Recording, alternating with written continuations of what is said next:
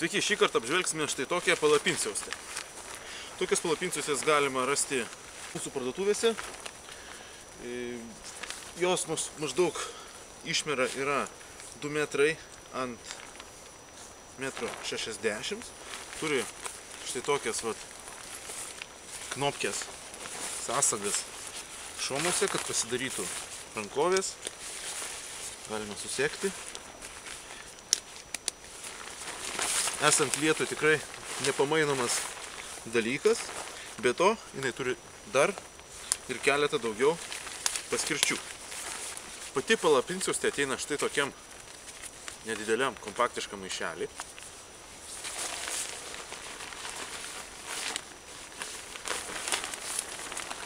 Štai, turi kapišoną, visur yra užtraukiami šniuriukai. Iš vidinės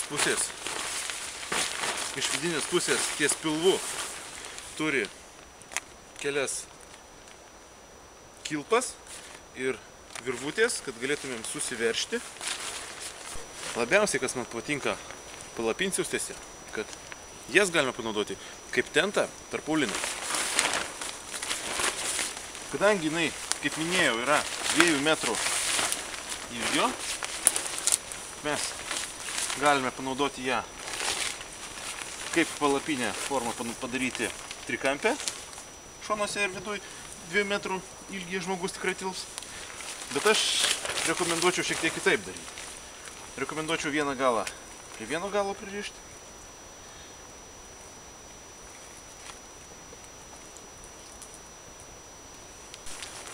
Taip, o rekomenduočiau štai tokią formą naudoti dėl to, kad šalia užkūrus priešais savo būstą laužą, laužo šiluma atsispindės 45 laipsnių kampu tiesiai į jūs.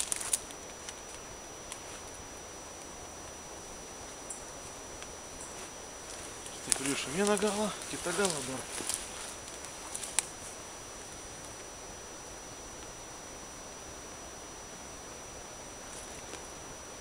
Tempiame. Įrišame į viršų.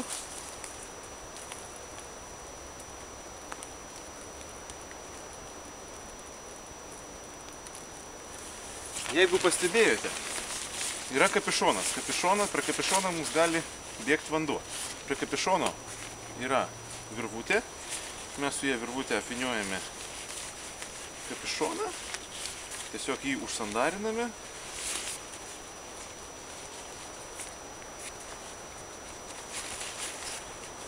Ir sandaru. Kitą galą prismeigėme tiesiog su pagaliukais.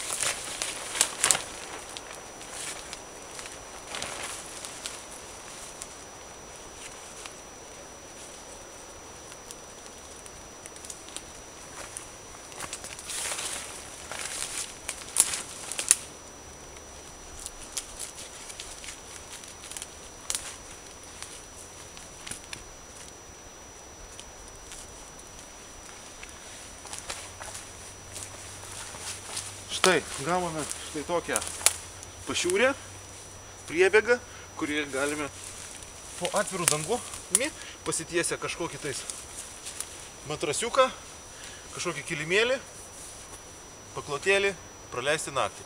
Susikūrime laužę priešai save, šiluma visa atsispindės 45 laipsnių kampu į mus. Tiesiog puiku.